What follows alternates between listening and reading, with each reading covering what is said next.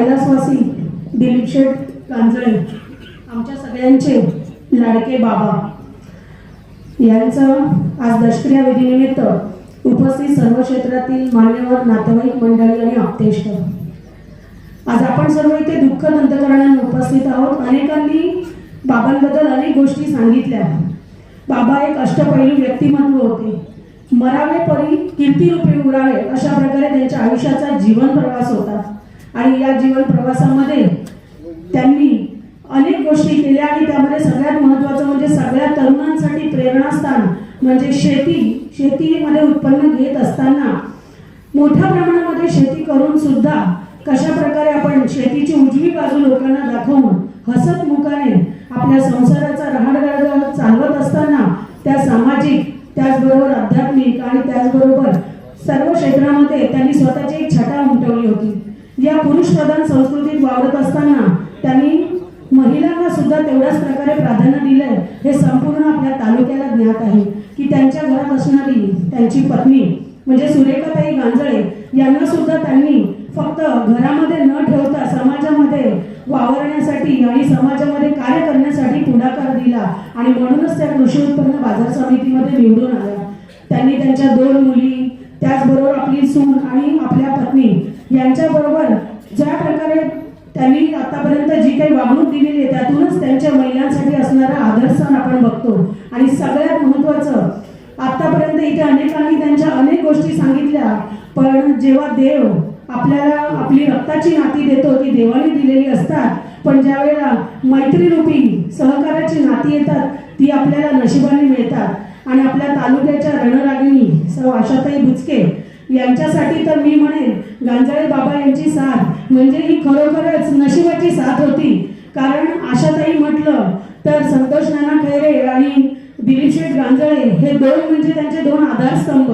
संपूर्ण तालुक्याला माहिती आहे की ही त्रिदेव जोडी ज्याच्याबद्दल अनेक जण सातत्याने बोलायचे की ही जोडी ही कधीच फुटणार नाही. आणि अनुकूल प्रतिकूल परिस्थिती असू दे किंवा प्रतिकूल परिस्थिती असू दे, त्यांनी ज्या व्यक्तीला हात दिला, ज्या व्यक्तीला साथ दिली, त्यांनी त्यांच्या अखेरच्या श्वासापर्यंत प्रत्येक परिस्थितीमध्ये आशाताईंच्या पाठीमागे उभे राहून ती खंबीरपणे साथ निभावली. आणि यालाच मैत्रीची साथ म्हणतात, यालाच सहकार म्हणतात आणि यालाच आपण आपले या अशा प्रकारचा सहकारी आपल्याला भेटणं यासाठी नशीब लागतं. आम्ही सर्व बुचके कुटुंबीय यासाठी बाबांचे आभारी आहोत की आम्ही तरी अंतरावर राहतो, पण बाबा अशा पद्धतीने आशाताईंबरोबर होते की आम्हाला एवढं ज्ञात असायचं की ताईंना कोणत्याही प्रकारची सामाजिक गरज लागू दे, आज त्या बाहेर पडतात, सोशल वर्क करतात, आज जेवढ्या काही राजकीय गोष्टी आहेत त्या सगळ्यांमध्ये आम्हाला ज्ञात होतं की बाबा ताईंबरोबर अखंड आहेत आणि त्यांनी त्यांची ही मैत्रीची साथ अखंड ठेवली, सहकार्य अखंड ठेवलं. आणि खरोखर आम्ही संपूर्ण बुचके कुटुंबीय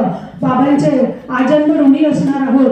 आणि त्याचबरोबर मला एवढंच सांगायचं आहे की बाबांबरोबर सुरेखाताई असू देत किंवा त्याचबरोबर त्यांचे संपूर्ण कुटुंबीय असू देत, या संपूर्ण कुटुंबियाने समाजासाठी अखेरपर्यंत काम केलेलं आहे.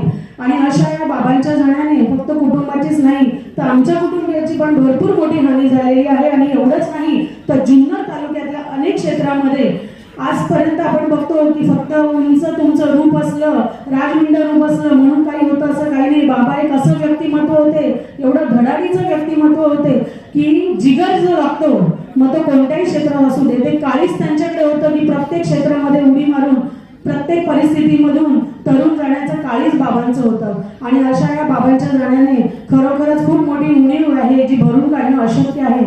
तरी देखील मी स्वतः ॲडव्होकेट ज्योती जयंत दुराफे, त्याचबरोबर आपल्या तालुक्याच्या जिल्हा परिषद सदस्य, आपल्या तालुक्याच्या रणरागिणी सौ आशाताई दत्तात्रय बुचके, त्याचबरोबर माझ्या अभिनय बँकेच्या वतीने आणि त्याचबरोबर संपूर्ण भारतीय जनता पार्टीच्या वतीने समस्त जुन्नरकर आणि प्रथमतः माझ्या प्रामुख्याने महिला वर्गाच्या वतीने बाबांना भावपूर्ण श्रद्धांजली अर्पित करते. ओम शांती, ओम शांती, ओम शांती.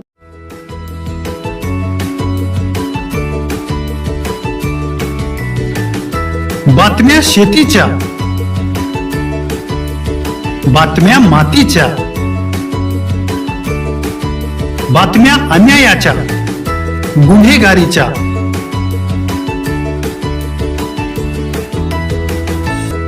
राजकारणाच्या आणि समाजकारणाच्या,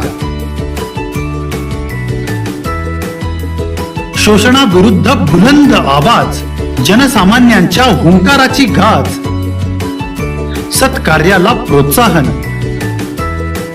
दुष्कृत्याला अनुशासन, निर्भीड, निस्पृह, सडेतोड, बेधडक आणि रोखठोक म्हणजेच विघ्नहर टाइम्स. शोध बातमीचा, ध्यास सत्याचा. आपलं चॅनल, आपली बातमी. सबस्क्राईब तर कराच, पण बेल आयकॉनवर क्लिक करायलाही विसरू नका.